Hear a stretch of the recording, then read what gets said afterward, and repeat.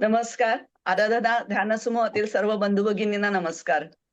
आज आराधना ध्यान समूहातील एक साधक वृषालीताई देशमुख आपल्याला शंकर महाराज यांच्यावर संवाद साधणार आहेत. ओम श्री स्वामी समर्थ.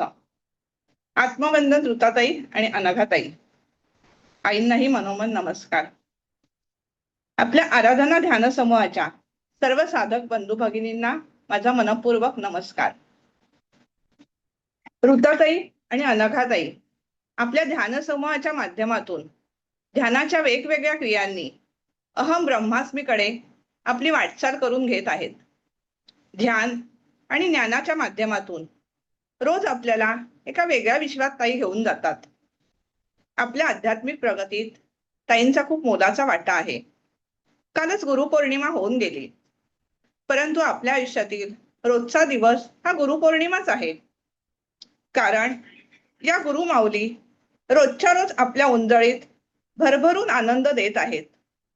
रोज माऊली आपल्याला ध्यानाच्या माध्यमातून आत्मविद्येचे छोटे छोटे घास भरवीत असतात. आपल्यातील आत्मशक्ती वृद्धिंगत करण्यासाठी अविरत झटत असतात. म्हणून मी आज ऋताताई, अनघाताई आणि आईंना मनोमन वंदन करून शंकर महाराजांना अभिप्रेत असलेली ज्ञानोत्तर भक्तीची भावसुमनं महाराजांच्या चरणी अर्पण करून शंकर गीतेतील भावार्थ सांगायला सुरुवात करते. वदवून घेणारी सद्गुरु माऊली आहे. संतवर्य योगीराज सद्गुरु श्री शंकर महाराज की जय. शंकर गीता हा ग्रंथ माझ्या आयुष्यात साधारण 8 ते 10 वर्षापूर्वी आला. स्वामींच्या कृपेने या ग्रंथाचं वाचन करता करता शंकर महाराज माझ्या जीवनाचा अविभाज्य भाग होऊन गेले आणि माऊलीचा परिसर स्पर्श मला सतत लाभत गेला. शंकर महाराजांविषयी बोलणं किंवा लिहिणं हे म्हणजे गगनाला गवसणी घालण्यासारखंच आहे. कारण महाराजांचा संपूर्ण जीवन प्रवास हा अत्यंत गूढ आणि रहस्यमयी आहे. प्रथम मी या ग्रंथाचे मूळ लेखक श्री भगवंत वासुदेव अघोर यांनाही वंदन करते. कारण त्यांच्यामुळेच महाराजांचं जीवन चरित्र सर्वांना समजलं. शंकर गीतेमध्ये एकूण 18 अध्याय आहेत. शंकर गीता ही 18 अध्यायी गीताच आहे.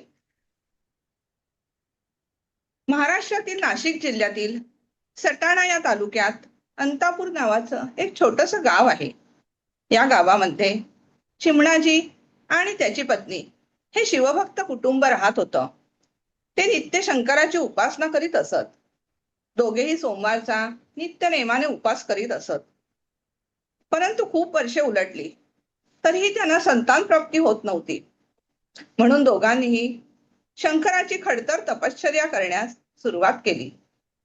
ओम नमः शिवाय, ओम नमः शिवाय या मंत्राचा नित्य लक्ष जप करण्याचा निश्चय करून ते रोज शंकराची आळवणी करत असत. अशीच काही वर्ष उलटून गेली. एके दिवशी काय झालं, पहाटेच्या सुमारास चिमणाजीस झोपेत दृष्टांत झाला. स्वप्नात एक तेजपुंज साधू त्याच्यासमोर येऊन बोलू लागले. चिमणाजी, उठ, तुझं दुःख आता नाहीसं होईल. गावापासून थोड्या अंतरावरील जंगलामध्ये एक बालक तुला सापडेल. त्याला घेऊन तू घरी ये आणि त्याचा सांभाळ कर. एवढं बोलून ते साधू अंतर्धान पावले. चिमणाजीने हे स्वप्न आपल्या पत्नीला सांगितले. तिलाही खूप आनंद झाला. श्री शंकराची मनोभावे प्रार्थना करून दृष्टांतामध्ये दर्शवलेल्या जागेकडे दोघे पती पत्नी निघाले. ओम नमः शिवाय हा जप करीत दोघे पती पत्नी बराच वेळ चालत गावाबाहेर आल्यावर त्यांना दृष्टांतातील काही खुणा तिथे दिसू लागल्या. जंगलातील त्या निर्जन जागी दोघांना लहान बाळाच्या रडण्याचा आवाज ऐकू आला. दोघे जण त्या दिशेने निघाले तेव्हा त्यांना तिथे 2 वर्षाचा एक छोटा बालक रडत असलेला दिसला. दोघांच्या डोळ्यात आनंद अश्रू आले. दृष्टांतात घडलेल्या सर्व घटना आज प्रत्यक्षात घडल्या होत्या. त्यांनी त्या बाळाला हृदयाशी घट्ट धरलं आणि घरी आणलं. तो दिवस होता कार्तिक शुद्ध अष्टमी सोमवार. घरी आणल्यानंतर चिमणाजीच्या पत्नीने बाळाला आपल्या स्तनाला लावल्यावर अकस्मात तिला पाना फुटला आणि ते बालक भराभरा दूध पिऊ लागलं. चिमणाजीलाही आपलं जीवन कृतार्थ झाल्यासारखं वाटलं. अंतापूर गावातील लोकांना आता मात्र या घटनेचं आश्चर्य वाटू लागलं. पूर्वी जे लोक चिमणाजीची निंदा करत होते ते आता त्याची स्तुती करू लागले. भगवान शंकराच्या कृपेने चिमणाजी या उभयतास हे बाळ लाभलं. त्यामुळे बाळाचं नाव त्यांनी शंकर ठेवलं. बाळानेही ओ ओ करून त्या नावावर शिक्कामोर्तब केलं.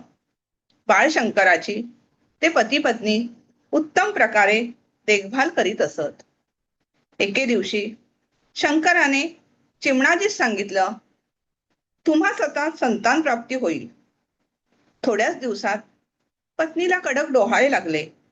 घरात संतान येण्याची चिन्ह प्रगट होऊ लागली. पती पत्नींना पराकोटीचा आनंद झाला. यथावकाश त्यांना 2 जोडी मुलंही झाली. घरात आनंदोत्सव साजरा झाला. बाळशंकरांनी आता आई वडिलांना सांगितलं, आता माझं कार्य करण्याची वेळ जवळ आली आहे. आता मला हे घर सोडून जावं लागेल. आणि दुसऱ्याच दिवशी त्यांनी अंतापूरला रामराम ठोकला. बाळशंकर अंतापूरवरून निघाले ते थेट हिमालयाच्याच दिशेने. नंतर केदारेश्वर येथे जाऊन काही वर्ष मुक्काम करून बाळशंकर प्रयागला आले. गंगा, यमुना आणि सरस्वती या नद्यांच्या त्रिवेणी संगमावर स्नान करून नंतर ते सोलापूर येथे आले. शुभराय मठाचे महात्म्य कानी आल्यामुळे ते शुभराय मठातील दत्त मंदिराच्या महाद्वाराशी येऊन उभे राहिले. तेव्हा मठाधिपती जनार्दन बुवा राग आळवीत होते. तो राग ऐकताच शंकरांनी अल्लाख अशी आरोळी ठोकली. आपल्या रागदारीत तल्लीन झालेले असतानाही जनार्दन बुवांनी ही हाक ऐकली मात्र आणि हरखून डोळे उघडले. पाहतो तो काय, महाद्वारात त्यांना साक्षात दत्तप्रभू उभे असल्याचं दर्शन झालं. हे दिव्य रूप पाहून बुवांनी महाराजांना दंडवत घातला आणि मठात नेलं. अत्यंत आदराने बुवांनी महाराजांची पूजा केली. आनंदाश्रूंनी महाराजांच्या चरणांवर अश्रूंचा अभिषेक केला. जनार्दन बुवांनी महाराजांना विचारलं, आपण कोण, कुठून आलात? तेव्हा बाळशंकरांनी उत्तर दिलं, माझं नाव शंकर असून मी नुकताच चारधाम यात्रा करून आपल्याकडे आलो आहे. हे ऐकून जनार्दन बुवा म्हणाले, आपण शंकर नसून साक्षात योगीराज शंकर महाराज आहात. तेव्हापासून महाराजांचं नामाधिकरण शंकर महाराज झाले. मठातील भक्तांनी आनंदाने महाराजांचा जय जयकार केला. एकदा काय झालं, जनार्दन बुवा शंकर महाराजांना म्हणाले, आपण अक्कलकोट येथे स्वामींच्या दर्शनासाठी जाऊया. महाराजांनीही आनंदाने होकार दिला. 40 भक्तांसह महाराजांची स्वारी अक्कलकोट येथे आली. अक्कलकोट येथे आल्यावर स्वामींच्या चरणांवर महाराजांनी अश्रूंचा अभिषेक केला. स्वामी चरणांना कडकडून मिठी मारली. बराच वेळ दोघा उभयतांचं बोलणं झालं. स्वामी चरणांचं दर्शन घेऊन ध्यानस्थ झाले असता स्वामींनी त्यांना दृष्टांत दिला की, हे शंकरा, मोहमायेच्या जंजाळात न अडकता लोकांचं कल्याण करून तू भक्ती मार्गाचा प्रचार कर.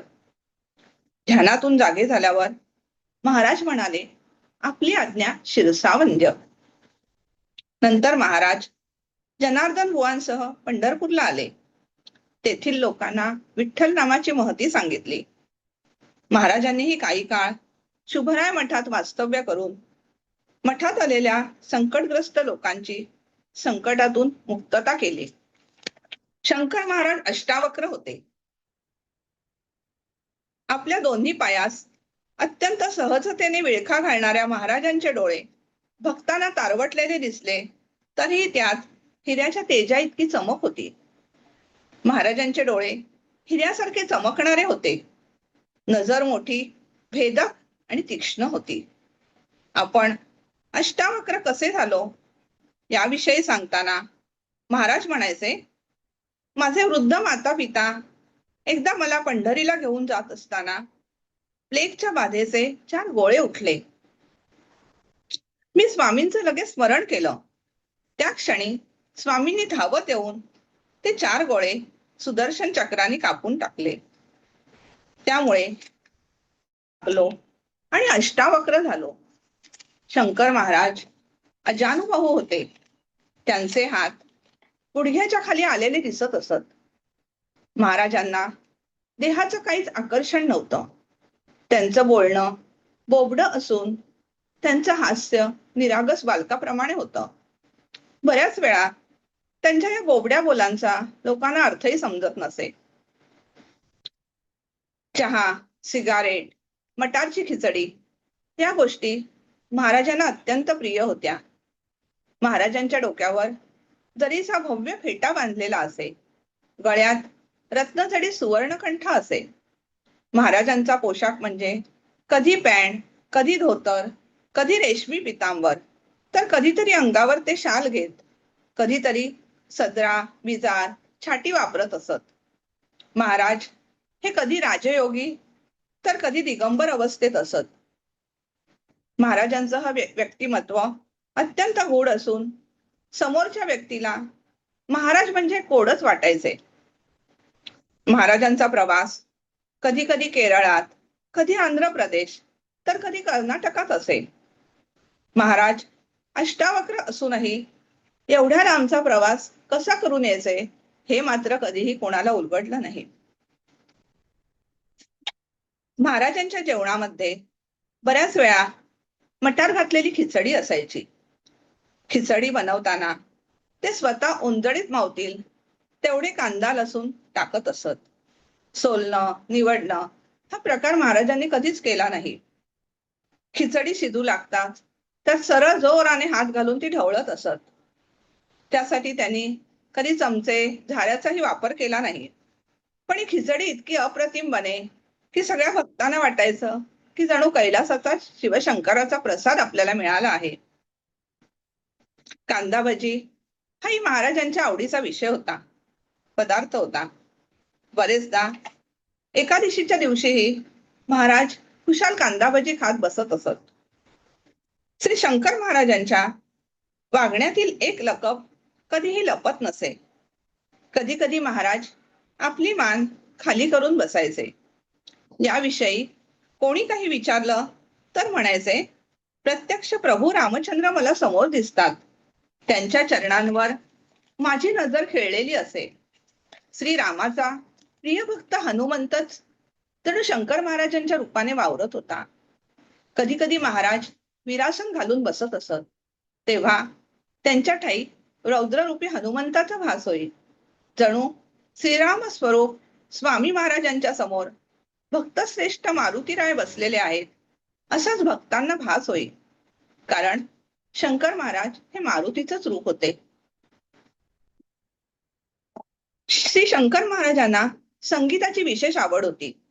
रागदारीवर आधारित संगीत रचना, भजन, कीर्तनातून कानी पडणारे सूर त्यांना विशेष आनंदित करून टाकत असत. प्रख्यात गायिका यल्लूबाई यांना महाराज कित्येकदा भजन म्हणावयास सांगत. एकदा एक असाच प्रसंग घडला. पुण्यातील यल्लूबाईंच्या वाड्यात श्रीकृष्ण लीलेवर आधारित भजन चालू होतं. यल्लूबाई बाळकृष्णाच्या लीला रंगवून सांगत होत्या. इतक्यात तेथे भजन ऐकत असलेले महाराज बाळकृष्णाप्रमाणे दुडूदुडू रांगू लागले. रांगता रांगता त्यांनी अचानक श्रीकृष्णाचे रूप धारण केले. सर्व भक्तांना श्रीकृष्ण रूपाचं दर्शन घडवलं. भक्तांच्याही आनंदाला उधाण आलं. अनंतकोटी ब्रह्मांड नायक राजाधिराज योगीराज श्री शंकर महाराज की जय. श्री शंकर महाराजांचं बाल गंधर्वांवरील विशेष प्रेम होतं.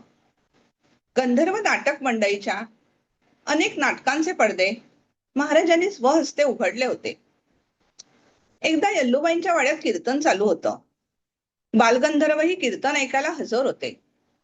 हरिकथेची आवडी देवा, करीतो सेवा दासांची, हा अभंग अगदी रंगात आला होता. आता पांडुरंगाचं दर्शन होणं फक्त बाकी आहे, अशी उत्स्फूर्त दाद बालगंधर्वांनी त्या क्षणी दिली. ताईसाहेब मेहेंदळे यांनी ही भजन म्हणायला सुरुवात केली. धाव घाली विठू आता, चालू नको मंद मंद, असे पांडुरंगाला आळवायला ताईंनी सुरुवात केली.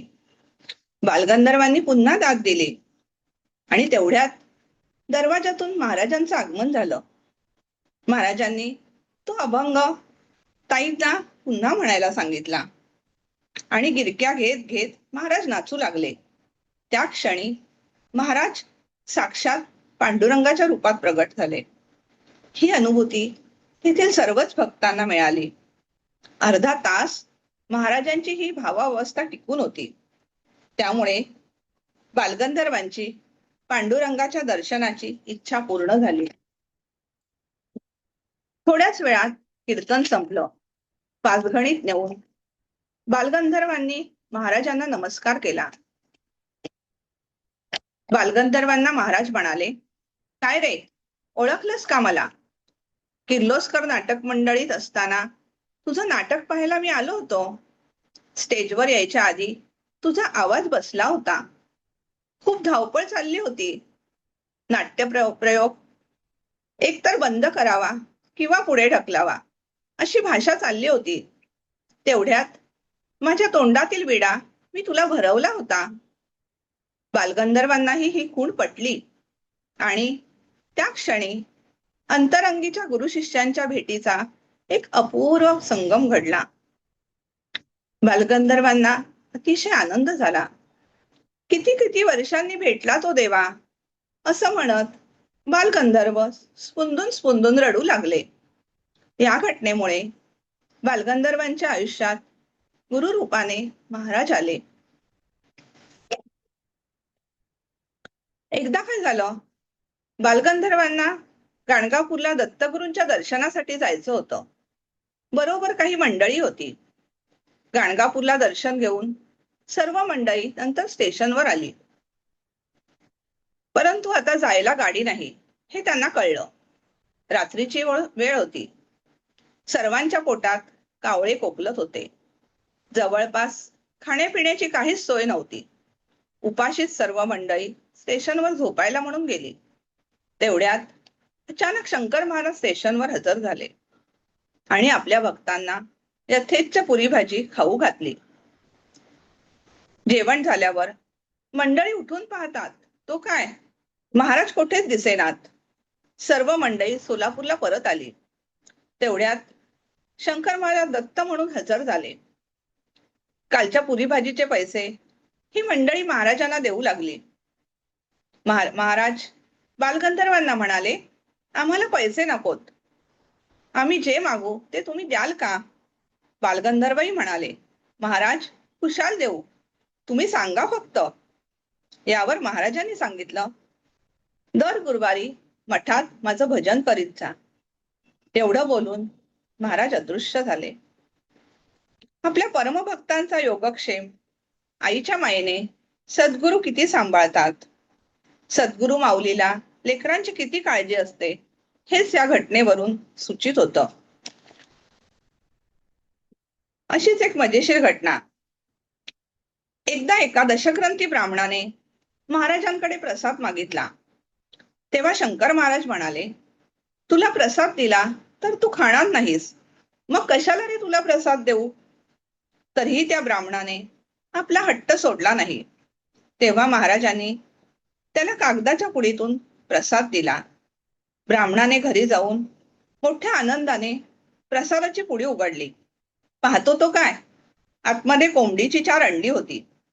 आपण वैदिक भिक्षुक असतानाही महाराजांनी हा प्रसाद आपल्याला दिला म्हणून रागाने ती प्रसादाची पुडी त्या ब्राह्मणाने उकिरड्यावर फेकली आणि स्नान करून तो निवांत बसला. तेवढ्यात अकोलकर नावाचे भक्त आले. त्यांना सर्व प्रकार कथन केला. त्यांना आश्चर्य वाटल्याने त्यांनी त्या ब्राह्मणाला परत पुडी उघडावयास सांगितले. बघतो तर काय, त्या पुडीमध्ये अंड्याच्या ऐवजी 4 आंबे त्यांना दिसून आले. हे पाहून त्या ब्राह्मणालाही पश्चाताप झाला. त्यातला सारांश हा की गुरूंनी दिलेली कोणतीही वस्तू ही प्रसाद रूपातच स्वीकारणे अत्यंत आवश्यक आहे. शंकर महाराज बराच काळ पुण्यनगरी म्हणजेच पुणे येथे वास्तव्यास राहिले. पुणे येथेच मुक्काम करण्याचं त्यांनी ठरवलं होतं. पुणे येथील लष्कर भागात हजरत बाबाजान नावाच्या विदेही माता वास्तव्यास होत्या. त्या नेहमी शंकर महाराजांना सलाम करीत असत आणि भक्तांना नेहमी सांगत असत की महाराजांच्या रूपात प्रत्यक्ष अल्लाह भूमीवर अवतरला आहे. त्यांच्या आग्रहामुळेच काही दिवस महाराज लष्कर भागात राहिले. महाराज अधूनमधून असा संचार करीत असत. एकदा ते नगरला मढी नावाचं क्षेत्र आहे, तिकडे महाराज गेले. नाथ संप्रदायाचं हे अत्यंत महत्वाचं स्थान आहे. या स्थानी महाराज बऱ्याच वेळा जात असत. कित्येक वर्षापासून तेथील बंद असलेली धुनी महाराजांनी अल्लाह असा पुकारा करताच प्रज्वलित झाली होती. एकदा काय झालं, पुण्यात अप्पासाहेब मेहेंदळे यांच्या वाड्यात महाशिवरात्रीच्या निमित्ताने भजन कीर्तनासाठी गर्दी उसळली होती. मध्ये श्री शंकर महाराज म्हणाले, आज महाशिवरात्र आहे, मंदिर एकदाच उघडत असते. सर्वजण मोठ्या कुतूहलाने पाहू लागले. अचानक एकाएकी महाराजांचा रंग बदलत गेला आणि ते प्रत्यक्ष शिवस्वरूप दिसू लागले. तिथे जमलेल्या सर्व शिवभक्तांनी लगेचच शंकर महाराजांच्या चरणांवर आणि मस्तकावर बेलाचा अभिषेक केला. हे अभूतपूर्व दर्शन पाहून सर्वांचे डोळे आनंदाश्रूंनी वाहू लागले. श्री शंकर महाराजांचे अनेक अंतरंग भक्त होऊन गेले.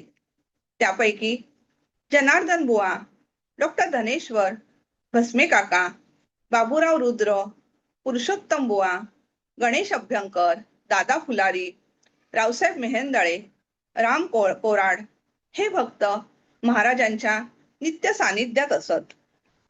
महाराज नेहमी आपल्या भक्तांना संदेश देत असत की मानवी जीवनाचं साफल्य नीट समजून घ्या.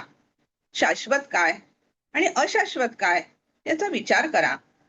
स्वतःचं जीवनाचं कल्याण साधण्याचा प्रयत्न करा. तुमच्या हृदयातील आनंद इतरांना वाटा. सात्विक जीवन जगा. अहंकाराचा त्याग करण्यासाठी प्रयत्नशील राहा. सतत नामस्मरणात राहा. तरच परमेश्वराशी आपण एकरूप होऊन जाऊ. सरदार बॅरिस्टर रावसाहेब मेहेंदळे हे पुण्याचे राहणारे गृहस्थ होते. त्यांच्या पहिल्या पत्नी निवर्तल्या होत्या, त्यामुळे ते संसारात दुःखी होते. मुंबई सोडून ते पुण्यात राहायला आले. एकदा सरदार मिरीकर नावाच्या त्यांच्या एका मित्राने त्यांना आपल्या घरी नेलं. तेव्हा शंकर महाराज मिरीकरांच्या घरी उतरले होते. रावसाहेबांना पाहताच महाराजांनी त्यांच्या पाठीवर जोराने थाप मारली. रावसाहेबांना महाराज म्हणाले, अरे ये रे राजा, तुझीच मी वाट पाहत होतो. तू नवनाथ ग्रंथातला भरतरी, मेली तुझी पिंगला. आता तुझं उद्ध्वस्त जीवन संपणार आहे. एक नवीन जीवन तुझं सुरू होणार आहे. ज्ञानेश्वरीच्या रसास्वादाने तुझं संपूर्ण जीवन आता उजळून निघणार आहे. महाराजांच्या या उद्गारांनी रावसाहेबांना गहिवरून आलं.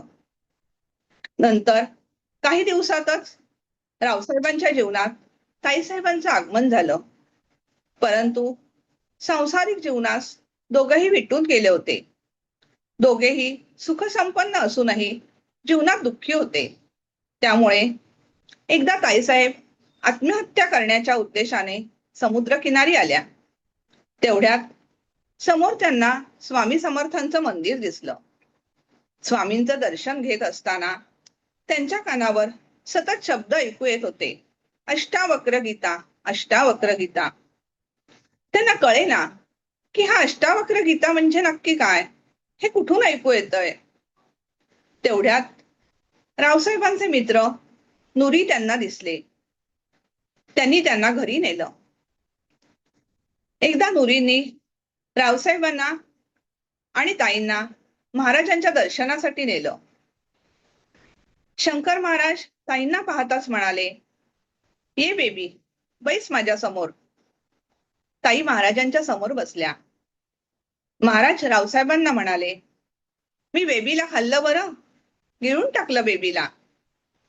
महाराजांच्या या आशीर्वादाने ताई आणि रावसाहेब मेहेंदळे दोघेही बदलले. महाराजांनी ताईंना ज्ञानेश्वरीवर प्रवचन करण्याची आज्ञा केली. ताई बोलायला लागल्या की श्रोते मंत्रमुग्ध होत असत. असं वाटे की महाराजच जणू काही ताईंच्या मुखातून बोलत आहेत. अशा प्रकारे रावसाहेब आणि ताईसाहेब या दोघांनाही महाराजांनी भक्तीचं ऐश्वर्य दिलं. त्यांच्या जीवनातील अध्यात्माचं एक नवीन दालन उघडून दिलं. अनंत कोटी ब्रह्मांड नायक राजाधिराज योगीराज सद्गुरु श्री शंकर महाराज की जय. आता अजून एक छान घटना तुम्हाला सांगणार आहे. परमपूज्य शंकर महाराज यांच्यावर आधारित मूळ इंग्रजी पुस्तक towers the silver cast of Himalayas याचे लेखक श्री जी के प्रधान आणि के के आशर हे दोघेही चांगले मित्र होते. जी के प्रधान हे फॅक्टरीच्या मॅनेजिंग डायरेक्टरचे सेक्रेटरी होते. एके दिवशी प्रधान मुंबईला जायला निघाले. महाराज श्री आशर यांच्या घरी उतरले होते. प्रधान आशर यांना भेटायला गेले होते. काही वेळाने काय झालं, बैलगाडीतून शंकर महाराज येत होते. मोटारीतील मंडळींनी महाराज आले असा एकच गलका सुरू केला. प्रत्येकाला महाराजांचं दर्शन घ्यायचं होतं. प्रधानांनी मात्र तिकडे डुंकूनही पाहिलं नाही, कारण बुवा, स्वामी, महाराज या गोष्टीचा त्यांना अत्यंत तिटकारा होता. महाराज तेवढ्यातच आले. वेडेवाकडे चाळे करत बैलगाडीतून जात होते. तेवढ्यात नाही म्हटलं तरी प्रधानांची आणि महाराजांची दृष्टीभेट झालीच. त्या काळात बावड्याचा पूल बांधून झाला नव्हता. होडीने नदीपार जावं लागे. तिथपर्यंत बस येत असे. प्रधान बसची वाट पाहत उभे होते. मंडळी त्यांना सोडून परत माघारी गेली. एवढ्यात काय झालं, प्रचंड वादळ सुरू झालं. मुसळधार पाऊस पडू लागला. बस आलीच नाही. रात्रभर त्या पावसात एका झाडाखाली प्रधानांवर उभे राहण्याची पाळी आली. अंधार पडला. पावसामुळे होड्यांची ये-जाही बंद झाली. मध्यरात्रीपर्यंत प्रधानांना पाण्यात भिजत उभं राहावं लागलं. अंग तापाने फणफणून गेलं. काही तास असेच निघून गेले. पाहतात तो काय, थोड्या वेळाने त्यांना शंकर महाराजांचं दर्शन झालं. महाराज म्हणाले, काय रे, तुला मुंबईला जायची घाई होती ना, मग आता काय झालं? एवढं बोलून महाराज नाहीसे झाले. तेवढ्यात एक सायकल स्वार प्रधानांना दिसला. त्यांनी श्री आशर यांना त्या माणसाकरवी घेऊन जाण्यासाठी निरोप पाठवला. आशर यांनीही गाडी पाठवून त्यांना बंगल्यावर आणलं. तेवढ्यात 7-8 भक्तांसह महाराजही बंगल्यावर हजर झाले. अंगात मळकट सदरा, गबाळा पोशाख हे पाहून प्रधानांना ते अजिबात आवडले नाहीत. थोड्या वेळाने आशर आले. आशर प्रधानांना म्हणाले, अहो तुम्ही कोणत्या महाराजांना घेऊन आलात? आशर म्हणाले, अरे हे योगी पुरुष आहेत, त्यांच्या पाया पड ना. प्रधान म्हणाले, महाराज असतील आपल्या घरचे, मी कोणालाही नमस्कार करीत नाही. जो कोणी मला ईश्वराचा साक्षात्कार करून देईल त्यालाच मी गुरुस्थानी मानीन. आणि त्याच दिवशी प्रधानांना महाराजांनी साक्षात्कार घडवून आणला. महाराजांनी सांगितलं की प्रधानाच्या मुखात अक्कलकोट स्वामींचा अंगारा टाका. तेथील एका गोसाव्याने त्यांच्या मुखात अंगारा ठेवला. थोड्याच वेळात प्रधानांचा देह लाकडासारखा अचेतन झाला. जवळजवळ 7 तास प्रधानांची ही समाधी अवस्था टिकून होती. 7 तास या समाधी अवस्थेत प्रधानांना महाराजांनी नाना तऱ्हेचे सुगंध, सुमधुर नाद यांचे आध्यात्मिक अनुभव दिले. समाधीतून बाहेर आल्यावर पाहतात तो काय, महाराज हसत उभे होते. प्रधानांनी त्यांच्या पायावर डोकं टेकलं. महाराजांना साष्टांग नमस्कार घातला आणि म्हणाले, आजपासून आपणच माझे गुरु. आपल्या सामर्थ्याची मला कल्पना नव्हती. यावर महाराजांनी प्रधानांना म्हटले, अरे तू खरा स्वामींचा शिष्य आहेस, म्हणून तर ते त्या माझ्या मागे तगादा लावून होते, हे सर्व करून घेत होते. अशा रीतीने प्रधान महाराजांचे अत्यंत आवडते शिष्य बनले. अशा या नास्तिक प्रधानांना महाराजांनी निर्विकल्प समाधीचा अनुभव दिला. परमार्थात योग्यता संपादून या शिष्याला महाराजांनी हिमालयात नेलं. अशा प्रकारे प्रधानांच्या आयुष्यात शंकर महाराज गुरु रूपाने येऊन त्यांचं जीवन त्यांनी सार्थकीक लावलं.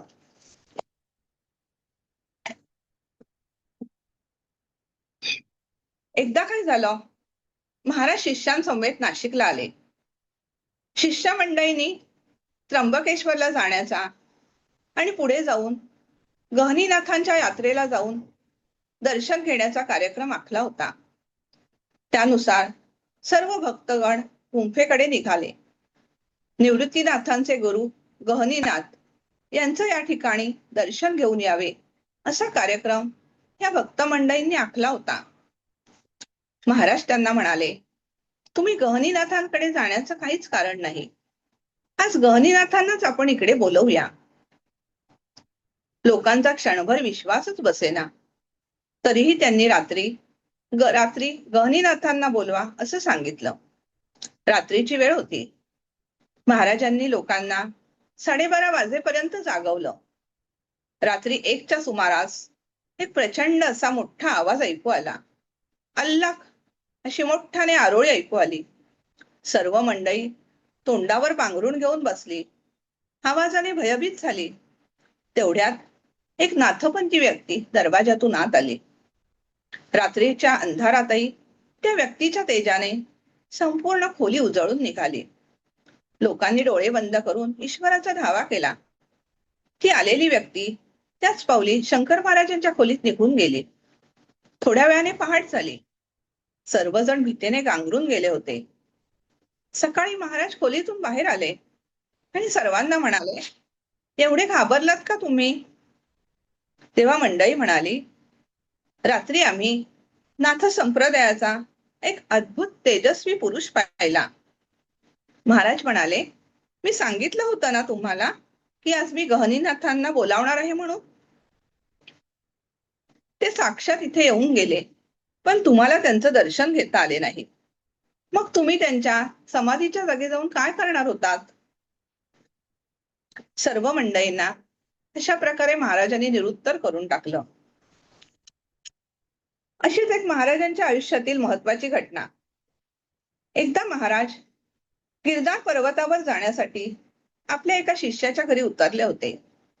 त्याच्या 10 वर्षाच्या मुलाला सोबत घेऊन इतरही काही भक्त मंडळींना घेऊन महाराज गिरनार पर्वताच्या पायथ्याशी आले. मध्यरात्रीची वेळ होती. महाराजांनी सर्वांना सांगितलं की आपल्याला गिरनार पर्वताच्या वरच्या टोकापर्यंत चढून जायचं आहे. महाराजांची आज्ञा समजून सर्वजण हळूहळू पर्वत चढू लागले. परंतु तो 10 वर्षाचा मुलगा मात्र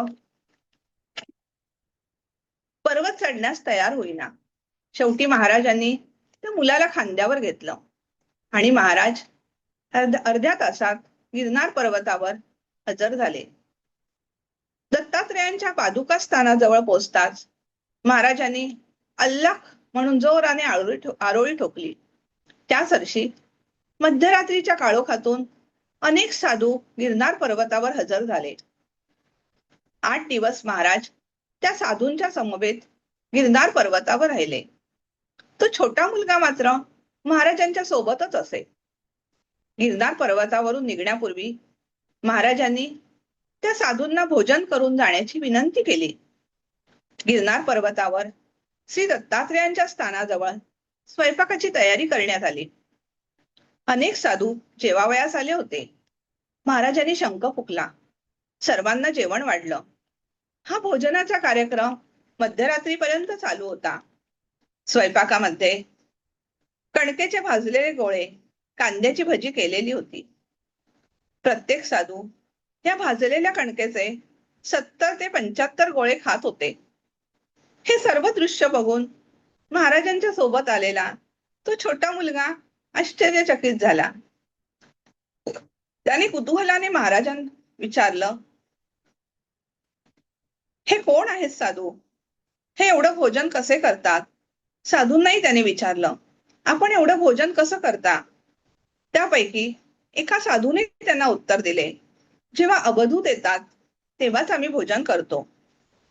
अन्यथा आमचा आहार म्हणजे वायुभक्षण. आम्ही हवेवरच जगतो. या सर्व प्रसंगात आश्चर्याची गोष्ट म्हणजे एवढ्या रात्री गिरनार पर्वतावर भोजनाचं सामान कुणी आणलं, कुठून आणलं, हे साधू कोण होते, कुठून आले होते, या सगळ्या घटना अगम्यच होत्या. एकदा एका भक्ताच्या घरी घडलेला हा प्रसंग. शंकर महाराजांना भेटायला एक गृहस्थ आले होते. त्यांनी अनेक ग्रंथांचा कसून अभ्यास केला होता. त्यांचं वाचन आणि मनन दांडगं असलं तरी प्रत्यक्ष अनुभूती मात्र शून्य होती. एक दिवस त्यांनी महाराजांची भेट घेतली आणि महाराजांना एक प्रश्न विचारला की श्रीकृष्णांनी कुरुक्षेत्रावर गीता कशी सांगितली हे मला काही कळत नाही. युद्ध चालले असताना श्रीकृष्णाला गीता सांगण्यास वेळ तरी कसा मिळाला? महाराजांनी शांतपणे ऐकून घेतलं आणि त्या विद्वानाला जवळ जाऊन बसावयास सांगितलं. काही वेळातच ते विद्वान उठले आणि तरातरा चालत बाहेर निघून गेले. पुढे काही भक्तांनी त्यांना विचारलं की तुम्ही असेच मध्येच का निघून गेलात हो? त्यावर विद्वानाने उत्तर दिलं की मी महाराजांजवळ श्रीकृष्ण आणि अर्जुनाबद्दल गीतेसंबंधी माझी शंका प्रगट केली. महाराजांनी मला जवळ बोलवलं. मी त्यांच्या जवळ जाऊन बसता क्षणी मला कुरुक्षेत्रावरच्या युद्धाचे दृश्य स्पष्ट दिसू लागलं आणि ते तेज मला सहन होईना म्हणून मी निघून गेलो. हे ऐकून सर्व लोक अवाक झाले. अनंत कोटी ब्रह्मांड नायक राजाधिराज योगीराज श्री शंकर महाराज की जय. एकदा पुण्यातील एक भक्त होते. त्यांचं नाव डॉक्टर भोई. हे अमरनाथ यात्रेला गेले होते. या अवघड प्रसंगात यात्रा करताना अचानक त्यांच्या घोड्याचा पाय घसरला. ते घोड्यासह खोल दरीत कोसळले आणि त्याच वेळेस त्यांनी शंकर महाराजांचा धावा केला. तत्क्षणी महाराज धावून आले. घोड्यासह महाराजांनी त्यांना दरीतून वरती काढलं. अशा प्रकारे सद्गुरू प्रत्येक संकटामध्ये आपल्या भक्ताच्या रक्षणासाठी वायुवेगाने कसे धावत येतात याचं हे उत्तम उदाहरण आहे. एकदा अशीच एक घटना घडली. एकदा पुण्यातील एक स्वामी भक्त छायाचित्रकाराला महाराजांनी स्वप्नात जाऊन दृष्टांत दिला आणि आपला फोटो काढायला ये म्हणून सांगितलं. स्वप्नात दिवस आणि वेळही सांगितली. त्याने मात्र ही गोष्ट सर्वांना सांगून टाकली आणि 2 मोठ्या गाड्या करून तो औदुंबरला निघाला. औदुंबराच्या जवळ येताच कृष्णा नदीला पाणी चढलं. त्यामुळे रस्ता बंद झाला. आता श्री स्वामींना दिलेली वेळ टळू नये म्हणून छायाचित्रकार सायकल घेऊन एकटाच निघाला. त्याला तेव्हा शंकर महाराज भेटले. महाराज त्याला म्हणाले, अरे मी तुला एकट्याला बोलवलं होतं ना, तू तर सर्वांना घेऊन आलास. त्यानंतर महाराजांनी त्याला आपला फोटो काढावयास सांगितलं. महाराज त्याचा हात धरून पुणे स्टेशनवर आले. छायाचित्रकाराने महाराजांच्या हाताला स्पर्श करताच त्याला महाराजांमध्ये स्वामींचं दर्शन झालं. श्री स्वामी समर्थांना महाराज गुरुस्थानी मानत असत. गुरु शिष्यांमध्ये अतूट प्रेमसंबंध होते, हेच या घटनेवरून जाणवतं. जो पूर्णत्वाने गुरुमय होतो तो त्यांच्या स्वरूपाशी समरसच होऊन जातो. महाराजांच्या मुखात नेहमी खालील वाक्य असत: मैं कैलाश का रहने वाला, मेरा नाम है शंकर, मेरा नाम है शंकर, दुनिया को समझाने आया, कर ले कुछ अपना घर, कर ले कुछ अपना घर, यह दुनिया में कई रंग है, यह रंग निराला है, पाया न भेद किसने, यह गहरा ही गहरा है, यह गहरा ही गहरा है, मुझे वही जानता है जो खुद को समझता है, जो खुद को समझता है. श्री शंकर महाराजांना यातून हे सुचवायचं आहे की प्रत्येक साधक भक्ताने साधनेच्या मार्गावर अग्रेसर राहून सतत आत्मपरीक्षण केलं पाहिजे. आपल्यातील मीला पूर्णपणे जाणलं पाहिजे. मी म्हणजे देह नाही, तर मी म्हणजे आत्मा आहे. त्या ज्ञानमयी वाटेवर आपली पावले उचलत आत्म्याच्या साक्षीने जीवनाचा प्रवास केला पाहिजे. ज्ञानाच्या आणि भक्तीच्या शुभ्रधवल प्रकाशात आपलं आत्मस्वरूप सतत जाणून घेण्यासाठी प्रयत्न केला पाहिजे. नित्य काय अनित्य काय हे लक्षात ठेवलं पाहिजे. चराचर विश्वात परमेश्वर दातून आहे याची सतत जाणीव ठेवली पाहिजे. त्यासाठी सद्गुरूंची चरणसेवा केली पाहिजे. तेव्हाच त्या साधक भक्ताला सद्गुरू आत्मस्वरूपाचं साक्षात्कारी दर्शन घडवतात. आत्म्याच्या साक्षीने एकदा का जगणं सुरू केलं की साधकाच्या जीवनातील अज्ञानाचा अंधकार नाहीसा होतो. मोक्षाच्या मार्गाने साधकाचा प्रवास सुरू होतो. त्यासाठी महाराजांना अभिप्रेत असलेलं अखंड नामस्मरणाचा प्रवास आपण आपल्या जीवनात आत्मसात केला पाहिजे. महाराज नेहमी आपल्या भक्तांना सांगायचे की आपल्यातील मी हा मेला पाहिजे. हा मी म्हणजेच अहंकार.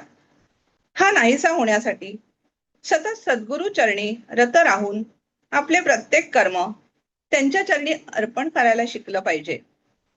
मी कोणत्याही कर्माचा करता भोगता नाही, तर मी एक आत्मस्वरूपाचा अंश आहे ही अनुभूती येण्यासाठी भक्ती, ज्ञान आणि ध्यान या मार्गावरून आपल्याला चाललं पाहिजे. हाच आपल्या भक्तांना शंकर महाराजांनी संदेश दिला होता.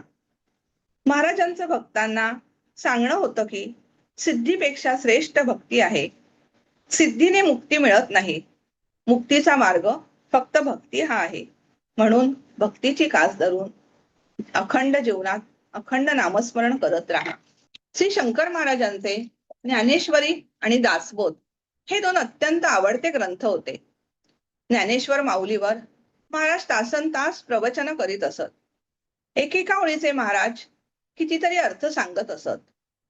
महाराज नेहमी म्हणत, सर्व माणसे सुख, शांती आणि समाधान मिळवण्याकरता धडपड करतात, पण ही शांती समाधान म्हणजे नक्की काय, कशी मिळेल यासाठी साधकांनी आपल्या जीवनातील ईर्ष्या, इच्छा, वासना, हवरेपणा या गोष्टींना तिलांजली दिली पाहिजे. मनाच्या सूक्ष्म हालचालींचं निरीक्षण करून नामाच्या साह्याने मनाला स्थिर करण्याचा प्रयत्न केला पाहिजे. प्रत्येकाने जीवनात आपणच आत्मसंशोधन करून जीवनाचा विकास केला पाहिजे. त्यासाठी सद्गुरु चरणांची सेवा केली पाहिजे. जीवनामध्ये असलेलं गुरूंचंही महत्व महाराजांनी खूप छान समजावून सांगितलं आहे. पूर्वीच्या काळी गुरु या शब्दास खूप मान होता, महत्व होतं. गुरु या शब्दात सामाजिक, धार्मिक आणि नैतिक अधिष्ठान होतं. परंतु आज हे सर्व लयाला गेले असून माणसांचा कल भौतिक जीवन जगण्याकडे आहे.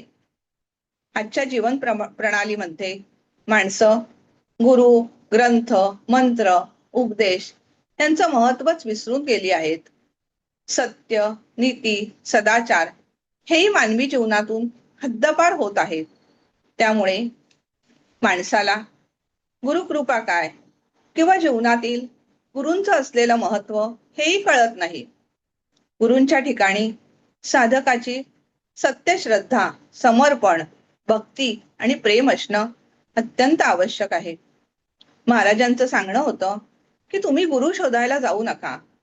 तुमची साधना परिपक्व झाली की गुरुच तुमच्याकडे येतील. गुरु स्वतःहून निवडून शिष्याची पारख करतील. अज्ञानाचा अंधकार नष्ट करून ज्ञानाचा प्रकाश शिष्याच्या जीवनात आणतील. असे शिष्य खरोखर भाग्यवान आहेत, कारण ते जीवनात गुरुला सर्वोच्च स्थान देतात. गुरूंसाठी वाटेल तो त्याग करतात.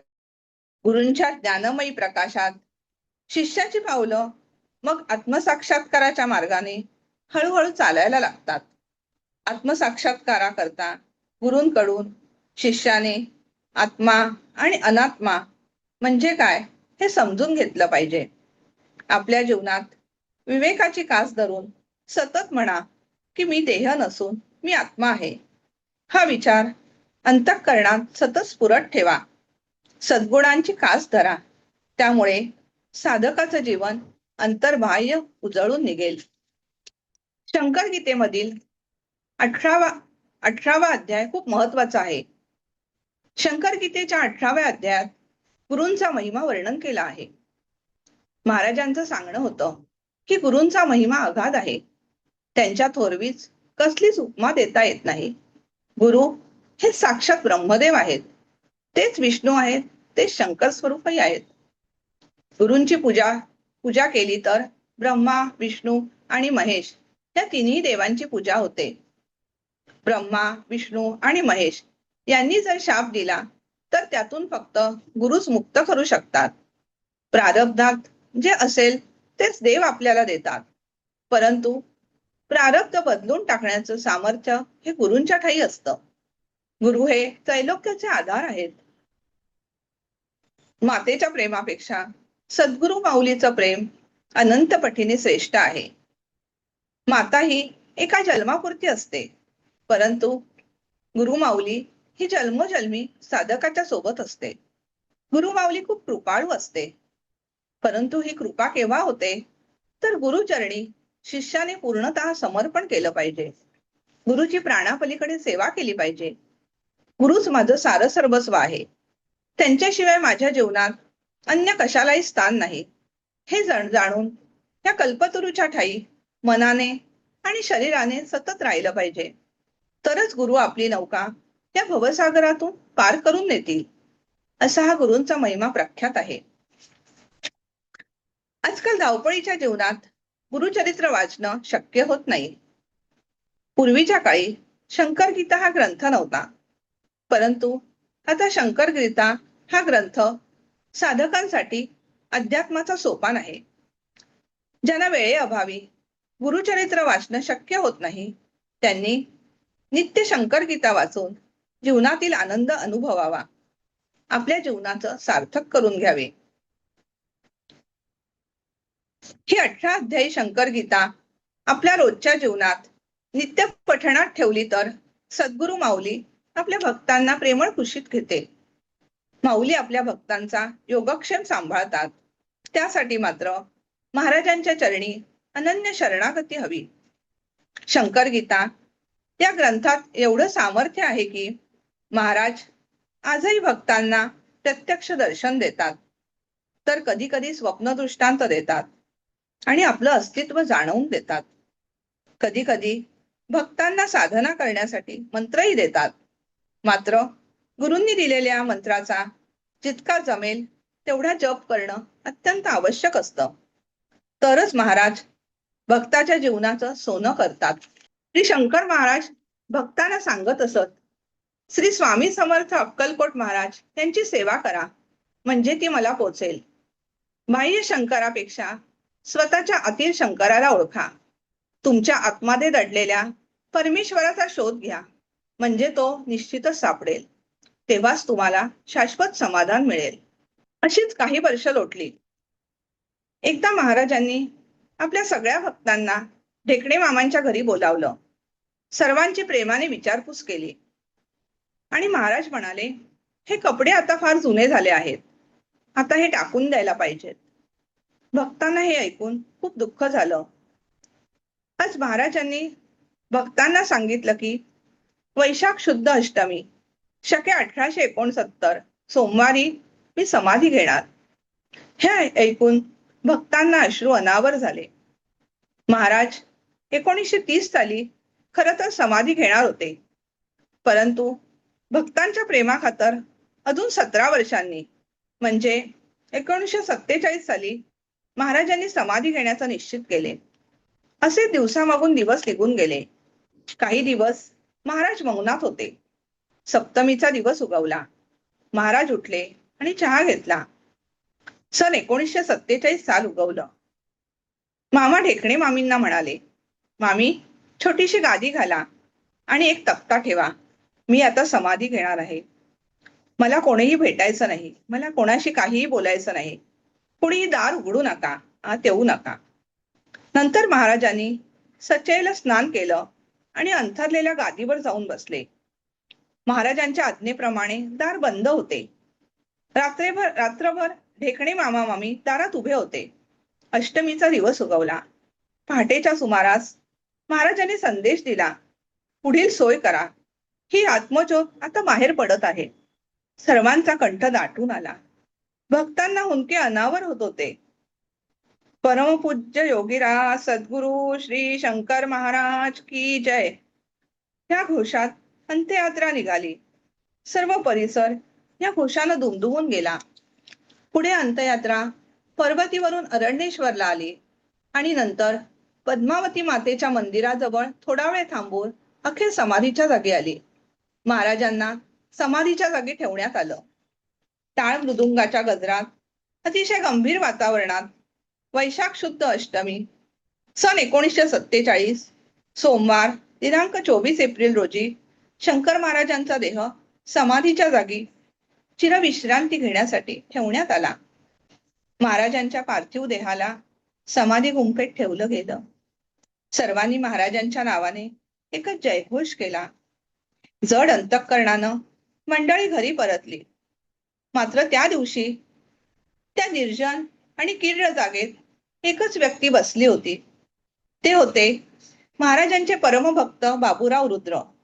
बाबूराव रुद्र कित्येक वर्षे समाधीस्थानी बसून असायचे. समाधीचे रक्षण करायचे. 5 घरी भिक्षा मागून आणायचे आणि समाधीवर भर ऊन पावसात छत्र धरून बसायचे. एवढ्यावरून त्यांच्या सेवेची आणि निष्ठेची आपल्याला कल्पना येईल. शेवटच्या क्षणी महाराजांनी अत्यंत क्षीण आवाजात भक्तांना संदेश दिला की आत्मकलेपैकी एक कला जगत कल्याणासाठी माझ्या समाधीस्थानी चिरकाल राहील. तुमच्यातील आत्मारामाला ओळखा. माझं अस्तित्व तेथेच आहे. काही विश्वस्त मंडळीतील भक्तांनी पुढाकार घेऊन जयपूरवरून नंतर महाराजांची मूर्ती आणून धनकवडी येथील समाधी मंदिरात आसनस्थ केली. या आकर्षक मूर्तीचे दर्शन घेताना आपणही नतमस्तक होतो. निष्ठावंत भक्तांना महाराजांचा आजही दृष्टांत होतो. महाराज सर्वांच्या मनोकामना पूर्ण करतात. चला तर मग आपणही आता धनकवडीच्या मठात जाऊन महाराजांना वंदन करूया. माझ्या मनातील ही भावसुमनं महाराजांच्या चरणी अर्पण करून आता मी समारोप करते. संतवर्य योगीराज सद्गुरु श्री शंकर महाराज की जय. जय शंकर, जय शंकर. ऋताताईंनी या समूहावर बोलण्याची मला संधी दिली, त्याबद्दल मी त्यांचे आभार मानते. आणि बोलताना माझं काही कमी जास्त जर सांगितलं गेलं असेल तर क्षमा करावी ही विनंती. नमस्कार. धन्यवाद ताई. खूप छान वेळ आहे ताई. ताई. कविता केली आहे शंकर महाराजांवर. एक बोलते. कवितेचं नाव आहे कृपासागर. शंकर महाराज गुरुरायाची हृदयात पूजिली मूर्ती हसरी. शंकर महाराज गुरुरायाची हृदयात पूजिली मूर्ती हसरी. अनन्य शरण होऊन तव चरणी, अनन्य शरण होऊन तव चरणी, स्वामी नामाचा झंकार येओ माझ्या अधरी. स्वामी नामाचा झंकार येओ माझ्या अधरी. माय बाप बंधू सखा तुम्ही, माय बाप बंधू सखा तुम्ही, श्रेष्ठ गुरु जगताचा त्राता, श्रेष्ठ गुरु जगताचा त्राता. सुखदुःखाची जाणीव हरपून स्वामीमय जीवनाचा करता श्री गणेशा. स्वामीमय जीवनाचा करता श्री गणेशा. हीन दीन अज्ञानी आम्ही नका दूर करू चरणापासून स्वामी. हीन दीन अज्ञानी आम्ही नका दूर करू चरणापासून स्वामी. पतित पावन स्वामी नाम मुखी येता. पतित पावन स्वामी नाम मुखी येता. भक्तांची रक्षणा धावत येता तुम्ही. भक्तांची रक्षणा धावत येता तुम्ही. भक्तिरसाच्या आनंदाने न्हाऊ घालून देता कृपेची सावली. भक्तिरसाच्या आनंदाने न्हाऊ घालून देता कृपेची सावली. ज्ञानदीप उजळून गुरुकृपेची बरसात करते गुरु माऊली. ज्ञानदीप उजळून गुरुकृपेची बरसात करते गुरु माऊली. जन्मोजन्मीची पुण्याई फळा आली. जन्मोजन्मीची पुण्याई फळा आली. म्हणून पाहिले पाऊले सद्गुरु रायाची. म्हणून पाहिली पाऊले सद्गुरु रायाची. ज्ञानगंगेच्या आशीर्वादाने शंकर स्वामी भेट घडविती स्वामी समर्थांची. ज्ञानगंगेच्या आशीर्वादाने शंकर स्वामी भेट घडविती स्वामी समर्थांची. कृतार्थतेच्या सहस्त्र ज्योती उजळून आल्या आत्म्याच्या आनंद डोहाशी. कृतार्थतेच्या सहस्त्र ज्योती उजळून आल्या आत्म्याच्या आनंद डोहाशी. अविरत सेवा घडो हेच मागणे मागते आता शंकर महाराजांपाशी. अविरत सेवा घडो हेच मागणे मागते आता शंकर महाराजांपाशी. नमस्कार. धन्यवाद ताई, वेळ दिल्याबद्दल. 5 मिनिटं जास्त झालं, क्षमा करा त्याच्याबद्दल. खूप छान, खूप छान, खूप छान. धन्यवाद. मस्त. ताई, खूप छान विवेचन. शंकर गीतेची माहिती पण खूप छान सांगितली तुम्ही. तसंच गुरुची महती आणि तुमची कविता पण खूप सुंदर. धन्यवाद ताई. धन्यवाद. धन्यवाद. खूपच छान. धन्यवाद सगळ्यांना. धन्यवाद. शैलीताई, सुंदर ताई. नमस्कार. खूप छान बोललात तुम्ही. आणि आता पुढचा विषय तयार ठेवा साई महाराजांचा. एक मोठी चरित्रे मी आणून देईन तुम्हाला. चालेल. नक्की नक्की ताई. हो. खूप छान. कोणाला बोलायचंय का ताईशी? बोलू शकतं. हं. खूप सुंदर बोलल्या वृषालीताई. खूप सुंदर ताई. खूपच छान. खूप छान बोलल्या. फार माहिती. धन्यवाद. धन्यवाद. महाराजांनी बोलवून घेतला करता करविता महाराज होता. आपण काय सुंदर. करतो, महाराज सांगतील तसं ते करवून घेतात आपल्याकडून. गुरुपौर्णिमा होती म्हणून मला असं वाटलं आपल्या सद्गुरूंवर बोलावं महाराजांविषयी. आणि अनघाताईंनी आणि ऋताताईंनी संधी दिली, त्यामुळे हा योग आला जुळून. नाही तर कोण आपण कुठे बोलणार जाणार संधी बोलायला. वगैरे असे शब्द कृपा करून नका वापरू. आपला परिवार असतो, आपण व्यक्त होतो, आपण हो, सेवक खरंय. आहोत. आणि नाही, पण शंकर तुमचं पण महाराजांतर तुम्ही बोललात साक्षात महादेव. खरंय. प्रसंग डोळ्यांसमोर अगदी येत होते आणि इतके म्हणजे मी तर खूपदा त्याचं या देहाकडून पारायण होतं. मी नाही, या देहाकडून पारायण होतं आणि मला खूप त्याचा आनंद मिळतो. खूप खूप धन्यवाद रुचिलीताई. भेटूया. थँक्यू. जय थँक्यू. श्रीराम, धन्यवाद. जय शंकर, जय श्रीराम. जय श्रीराम जय ताई. श्री रघुवीर. वृषालीताई, हो. छान बोला. झालं जय तुमचा शंकर. प्रोग्राम. मस्त, खूप छान विवेचन. थँक्यू.